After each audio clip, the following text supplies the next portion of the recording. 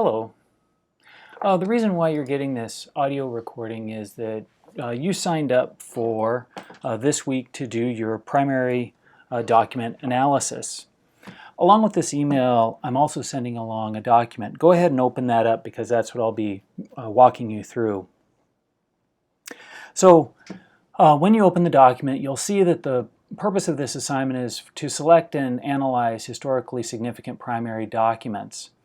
Now initially that sounds really intimidating, but I'm going to give you some tools that will cut down on the intimidation factor here and allow you to complete the assignment without necessarily reinventing the wheel. The first thing that I'm asking you to do is before Wednesday evening, I want you to find a primary document that relates to the chapter we are studying this week. So go ahead and check your syllabus, see what chapter we're on. You'll notice that on the first page of that chapter, generally there's a set of dates that gives you a range of where we're operating. So your document has to come from that particular era, and it needs to be associated somewhat with that particular document. Okay, so there's lots of primary documents in North American history. You can go look for the most primary of primary documents, images of the original, at the Library of Congress if you wish. There's also lots of state historical societies that you can examine, Oregon State Historical Society, Montana Historical Society, all those sorts of things. If you're interested, that may be a really laborious process because it isn't as tight and narrowed and focused. So since this is an introductory class, you'll see that I have the blue hyperlinks here for you to go to sources that have already been tailored for classroom use or have already been kind of edited down so that they are easier for people to get the main idea behind the document. So the first one is just a group of primary sources. That americainclass.org primary sources, you have really beautiful PDFs, but the document is not in the format that I need it, and so you'll spend a little bit of time formatting those documents. We also have Teaching American History. There's 50 core documents there. The American Yop Reader that has all kinds of primary documents. It's an online textbook, and so the primary documents you'll find are going to be very relevant to American history class.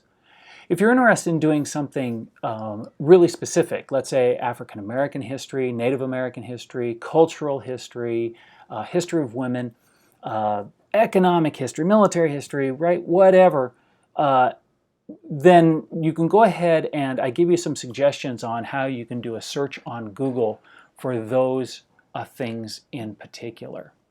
Now the document that I'm looking for, the primary document written at the time, should be between 500 and 1,500 words. This is between 1 and 3 pages. Once you have a document, I want to make sure that I lead you through a series of questions so that you can basically ask yourself, is this a good document for me to use?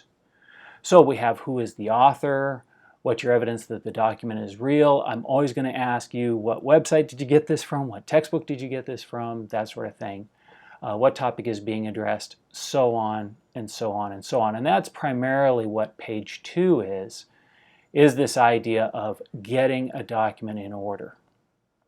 Now you'll notice that the last question that I ask you has to do with list 2 other sources from different perspectives, perhaps dealing with the same topic, but just different perspectives to make sure that you're thinking about, in a very inclusive way, about history, so that essentially you're not only telling a political history or only an economic history or only a history of technology, right? You have a document that can be read in multiple ways. Okay, so, and if you find that your document is too narrow and you find a better document, then please, by all means, do the other document. I'm only asking for 1 document. I don't need 2 or 3. I just need 1 good document out of you, all right? So once you have your document, I'm going to skip ahead in this packet. I believe it is to page 4. And this is how I want the exact way for your document to look. I want your name on the top of the page. I want the chapter that you're doing the title of the document, the date, and who is the author, or how is it generated if it was, let's say, a government agency or a group of individuals. If you try and read this document, you'll see that it's pablum. That's because this is just space filler. This is how I want it to look, okay, in a PDF format. And so that's what's due on Wednesday. Moving on to what is due by Sunday is that you will be in a group of 3 individuals. You should have already received an email saying what group you're a part of. And as a group, you will look at the 3 documents that were selected, and you will, each of you, type a paragraph that says, this is what my document is, this is the name, this is the person, this is the themes that this document deals with, and this is the significance of the document, right? And I outline that all here. But the 4th paragraph is one that you're going to have to work on together, because what you're going to do is you're going to have to assess how do your 3 documents work together to define the era, right? What is the commonality and the significance of that bond or relationship between the 3 documents, okay? And because they're all from the same era, you will be able to do this. In some cases, it will take a little more creativity and generalizations in order to get you into that paragraph. In other cases, you're going to have a very clear example of what the documents are. I want to emphasize, I'm not looking for a lot of planning amongst the 3 individuals prior to Wednesday. Everybody should be able to choose a document that they want. If you think sports history is important, then go ahead and choose a sports document from the era that relates to the topic in the chapter. That's good stuff, because this is what kind of stretches our understanding of history. And that last part of the assignment on Sunday is that critical analytical thinking that I emphasized in class. Okay? Now, for the Sunday assignment, this is exactly what I want the paper to look like. I want you to have the list of the group member names up here. There should be 3 of you.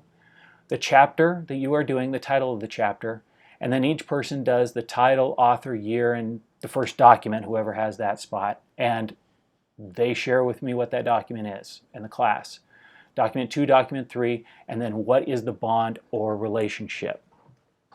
This should be 1 page. If it bleeds a little over to a 2nd page, I can accept that. What I can't accept is having the description of the 3 documents go over a page. You need to tighten up your language if that's the case. Okay? All right. One thing I don't have here, and I want to make sure that I show you, so let's, I'm going to have to log in my account here. Poor planning on my part. I wanted to show you the website that you'll be dealing with on Canvas.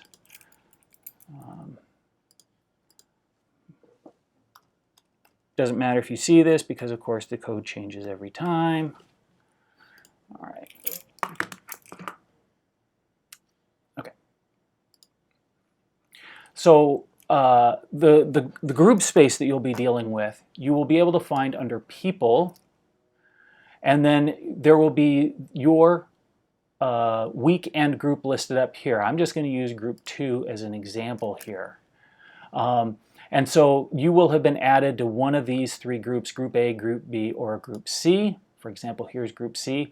And then if you click on the 3 buttons on the right-hand side, you can visit the group homepage, and you can file your materials under the discussions by creating a discussion. Okay?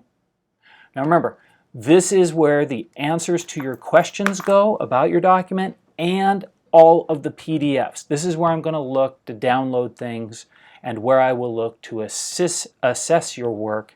If it's not here, I can't assess it. Okay? It has to be here. Okay? I will check in with you after class on Wednesday if you have any questions or concerns, and we can deal with them at that point. In particular, if your group didn't get a full chance to meet on Monday, Definitely plan on staying a little after class on Wednesday so that we can get caught up and get everybody on the same page. With that, that is the primary sources assignment, and I am looking forward to seeing what you come up with on Wednesday.